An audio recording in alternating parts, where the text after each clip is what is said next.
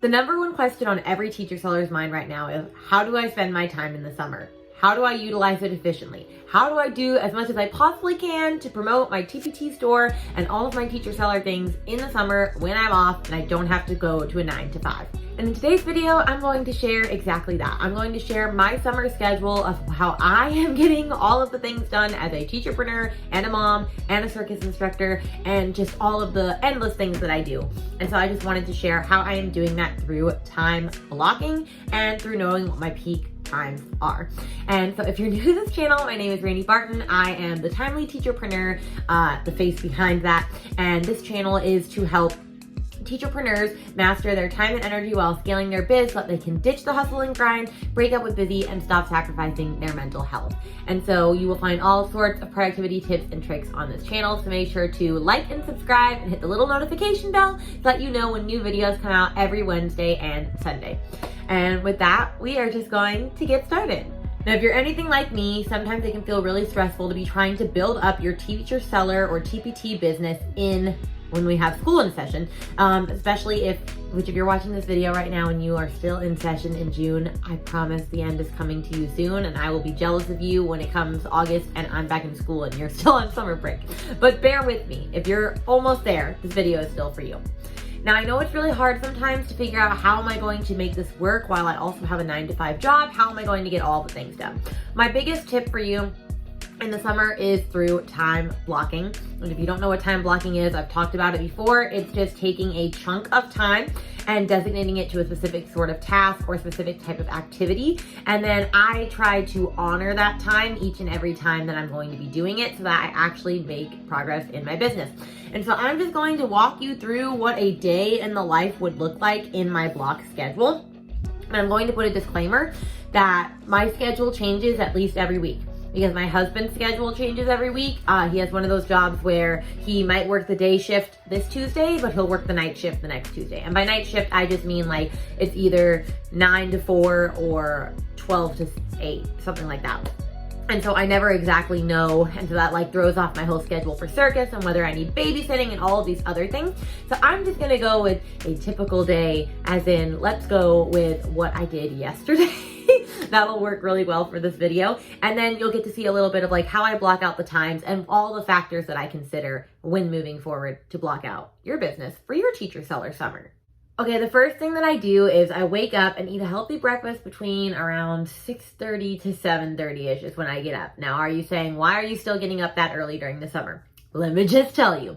So whatever time that you normally wake up during the school year, so let's say, for example, for me, it was always, I had to get up at 5:30.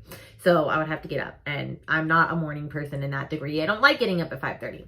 Well, if you don't get up within 90 minutes, more like 45 to 90 minutes of when you typically get up most of the time, then you're actually hurting your body more. And then you get what happens where you slept for a really long time and you wake up and you're more tired than you are if you had, slept only like 4 hours. That's because your body is not used to it and you're actually getting into misalignment with your sleep schedule. So for me, I wake up at 5:30, which means ideally I have to really get up by 7 in order to not completely screw over my sleep. And yeah, that really sucks.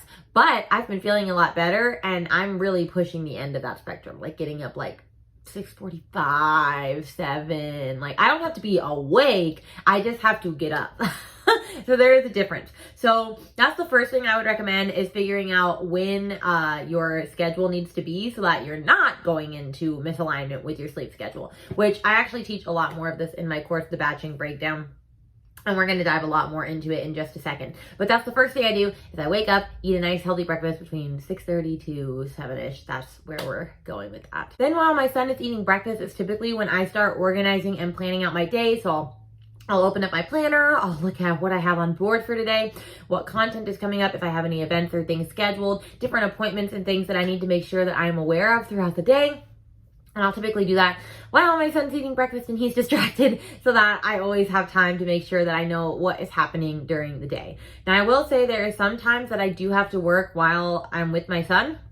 but he's very good at individual play now, but I'm not working all the time around him. And I've specifically made it that way because I don't appreciate working a lot while he's awake, especially since I have all of this time with him in the summer. And since he is little, he's only 2. So I do a lot of my work during his nap block, which is right now. I'm always recording during his nap block. And I do a lot of work while he's eating. Meals is always a good time. And then I also do stuff, of course, at night after he goes to sleep. Then between 10 to 12 is my deep work session. And like I said, I can't always do it at this time. It depends on what time my husband's working, because if I have my son, then instead of doing a deep work session, I will go on a field trip with him. I'm trying to do 1 to 2 field trips a week with him. Just thought we're doing something fun. So on Monday we went to the Butterfly Museum. I think tomorrow, where did I say we were going to plan? We were going to go to a splash park that has like a bunch of water and stuff. So I'm trying to do more stuff with him. But if I can, and my husband is home, then I do a deep work session. Now there are 3 different types of, I guess, blocks of time that you get throughout a day, and these all go along with your chronotype, which there are 4 chronotypes. Your chronotype just means time type. It's basically the schedule that your biological clock follows. You could be a bear, a dolphin, a lion, or a wolf. I talk way more about this in the batching breakdown, so I'm only going to briefly give you a little bit of an insight into what the 3 peak times are within this video, because that's how I set up my Teacher Seller Summer. And if you're interested in learning how to create this schedule that works best for you and your time type, then go sign up for the waitlist for the course in the link in the bio under this video, because I'm going to have a special discount for you guys starting next week, because the course goes on sale on the 14th. So be excited for that. But anyway, you have 3 deep work times during the day. Well, you have deep work, creativity, and connection. And so your deep work block is that time where you can get like those really big projects done. Like you could do your taxes during this time, your finances. You're at like the sharpest part of your A game. And then you have your creativity block, which is when you're most wired for like having creative thoughts and ideas and processes. Typically it's when your brain is the foggiest and you're the most tired. That's when your creativity block is. And then you have your connection block, which is the best time for you to express your thoughts and your words. And you're really great at like being a leader. So you could do like meetings at this time and best convey your thoughts. You could be a podcast get this time, do a mastermind, have calls with your clients or calls with your coach. You really know how to get out your thoughts and emotions and feelings at that time. And so from 10 to 12, since I am a bear, which is what most of the population is, my deep work session is from 10 to 12. I am best ready to go between 10 and 12 to get all that deep work done. So that's when I'll try and do bigger chunks of my project. I'll start really outlining the scripts for my course, for example. That's when I'm really good at focusing on creating graphics, creating slides, writing the outline, not recording so much. I like to record in my connection peak because I feel like I'm really expressing myself there. Do I get to do that very often? No, I record during my son's nap time, which actually is the worst time for me to do, but it is what it is when you're a mom. And so that's when my deep work session is. And so a great way for you, if you don't know what your chronotype is or you're not really sure, think about your own times during the day. When do you feel that you actually are the most productive? There should be a good 2-hour block where you feel like pretty unstoppable and nothing's going to stop you from doing work. That's when you do all your deep work stuff. So from 10 to 12 is for me. Then from noon to 1 o'clock is lunchtime and exercise time.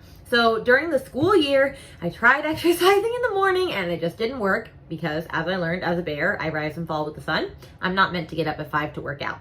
And it also is not a great thing for me to exercise late at night either, because I'm not a night owl either. So exercising, I like to exercise before lunch, not after lunch, so that I don't, hurt myself with food. But exercising in the afternoon has been actually really great for me. And I have noticed that my energy level, it gives me a nice energy spike back up again for the rest of the day. And so I do my lunch and then I exercise. Right now I'm doing a really fun dance program for Sean T. Let's Get Up. I absolutely love him. He's so much fun. And so that's what I've been doing. And I look like a mess while I'm doing it, but I really don't care. Then after that, between 1 to 2 p.m., 1 to 2 p.m. is my son's nap time, so I'm typically dealing with that. I've given him lunch at this point. I'm putting him to bed, and we're dealing with that. After I put my son to bed, typically then it's about 2 o'clock, and I take a hard stop for 30 minutes.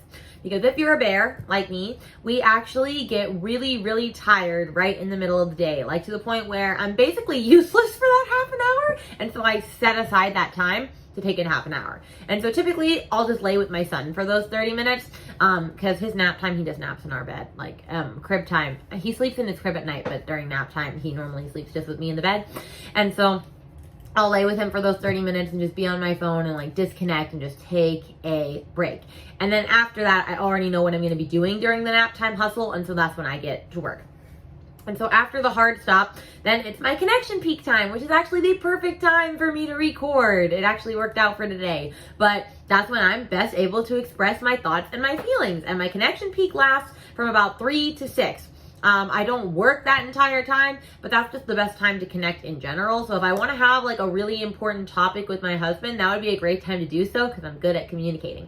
If I have a new idea I want to express to like my circus boss, that would be the best time to do it. So if I want to have client calls, like if I do done for you workflow sessions, because I do create workflows for teacherpreneurs, that would be the best time to schedule in my appointments with them because I'm going to be really fluid at getting my words across. So then I do connection-like tasks with each of these things. 6 to 8 is I could do another exercise block if I wanted. It's also dinner time, conversation time, relaxing time. That's actually also when I exercise as well because about 4 to 5 times a week, a night a week, I have circus of some sort. So I'm typically gone from about 6 to 8 doing circus type things. So I exercise and then my husband will make dinner and then I'll come home and we'll have dinner and it's great and lovely. I'm very lucky that my husband will make dinner because not all husbands will do that. Then I'm fairly tired by 8 p.m., which is why it makes sense that it's time for my creativity peak. That is when I have the best ideas. In fact, I'll even set aside like a 10-minute timer and just brainstorm everything that comes out of my head onto paper. And I always have a lot of really great and sometimes crazy ideas at the end of this. But that's a great way to think of content as well. If you take time, give yourself 10 minutes, try to come up with 10 content ideas during your creativity peak, you're never going to run out of content ideas. You never. So I definitely recommend doing that during your creativity peak. And then 10 and past that is relax, power down. I like to turn off all of my devices about an hour before I go to bed because there's a lot of blue-ray light that can actually affect you from going to sleep. So if you struggle when your head hits the pillow and you have all these thoughts racing and you just can't get to sleep, maybe try turning your phone off a little bit earlier than that. I thought it was going to be hard at first, but now instead I just read and then I just go to sleep after that, and I'll typically like talk to my husband in bed or something like that. And then by 11, hopefully lights out. I've been going to bed at midnight though, so I kind of need to fix that. But that is basically all that the schedule looks like. Okay, so here is a brief list of some of the things that I do within my own teacher seller business that I've categorized into deep work, connection, and creativity, so that you can start to get ideas of what those could be for your different peaks. So deep work, I have actually writing blog posts or writing longer form content. I have doing my taxes. I have creating workflows and systems. Anytime I'm going to create a new workflow or like revamp a system, I want to be in my deep work block for sure. Writing product descriptions, I have to be in the right mindset for that because I literally hate doing that. That's like the worst thing about a product. Everybody loves creating the product and then you have to upload the product and it's the worst thing. Editing. So editing my YouTube videos is definitely something to do during my deep work block. I dread it with a passion. I love recording them, but editing them, no. This is a great time for me also to process new projects and like map them out and break them down. So if I have like a new project, for example, let's pretend this batching breakdown course, the deep work time would be the great time for me to map out like when all the modules are going to be and like what resources I'm going to include and all of that. That is also a creative task, but for me, I'm really process oriented at that time. I can really break it down into smaller actionable steps during that time. And then it's also a great time for me to outline things like writing the script for my course. So those are things that I do during my deep work session. And then as far as connection goes, that's when I do coaching calls. Of course, I can't plan when my coaches do their calls, but if I'm going to do a coaching call, like with a done for you workflow client or something, then I'll put it during my connection block. That's when I record YouTube videos so that I express my thoughts as best as I can. That's when I will try and do podcast guest episodes, or like I'll always try and choose a time frame within that block, or I'll do master classes or all of those things. And then this is a great time to host team meetings if you have a team, to host it during your connection block. And then another great thing is to respond to emails during this time because like I said, you're best at expressing your thoughts.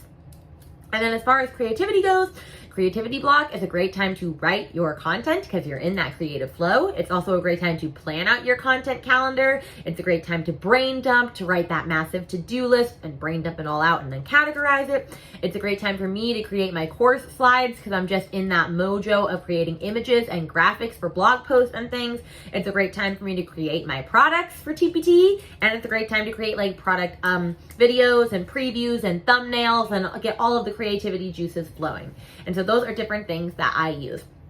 Like I said, if you're interested in learning more about when those times are for you and you want more than just trying to figure it out yourself, then this is your shameless plug to join the Batching Breakdown when it opens in June 14th.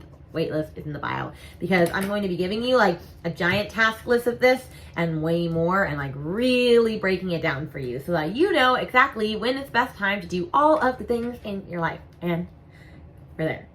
Honestly, I don't work all the time. I don't work every second of every day. I take time to spend with my son. Like, I really haven't done anything until quite now, honestly, and it's about 2 or 3 in the afternoon. I take time with my son. I exercise and do circus for me. I also do the Shaun T thing in the afternoon. I spend time with my husband in the evening. I read. I do all sorts of things, and people think that I work nonstop, and I don't. I'm just very specific on what I need to get done and when. Like, the last couple weeks has been all devoted to my course, and I'm going a little crazy at the end of it, but I only have 2 modules left. I'm on module 5 out of 6, and then it's done. And when I say that this thing is amazing, it's amazing. But that's how I spend my teacher seller summer. So my goals for this month, or for the rest of the summer, is to finally get to 100 products in my shop. I'm at 97. My goal by the end of the summer is to be at 120. I think I can do it. I have a lot of projects that like are started and not finished. So my goal is to make more products in my shop. My goal is to finish this course and launch this course and get at least 10 members, including the 4 founding members that I have. So really just 6 more members. And I like telling you this so that I'm being held accountable for my actions as well. And just to continue building my email list, because that's a tricky business in and of itself. But I hope this video was a little bit helpful for you. It gave you some insight into how I'm spending my teacher seller summer. I'm making sure that all of the things are getting done at the right time of the day, quite honestly, because if you try to do something when you have no energy and it's like a really daunting task, like creating a product or things, it's just not gonna happen. And so don't work against your energy. Really assess where your energy is in the moment when you're trying to get stuff done. And I've blathered on long enough, so I'm going to let you go. Just as your reminder, all of the links and all of the things that I talked about will be underneath this video. If you're interested in learning further, get on that wait list. And please make sure to like, share, and subscribe with all of your friends so that you can also be the productive teacher that I know you are meant to be. And with that, I'm on to recording the next video of it. And I will see you on Sunday. Bye, guys.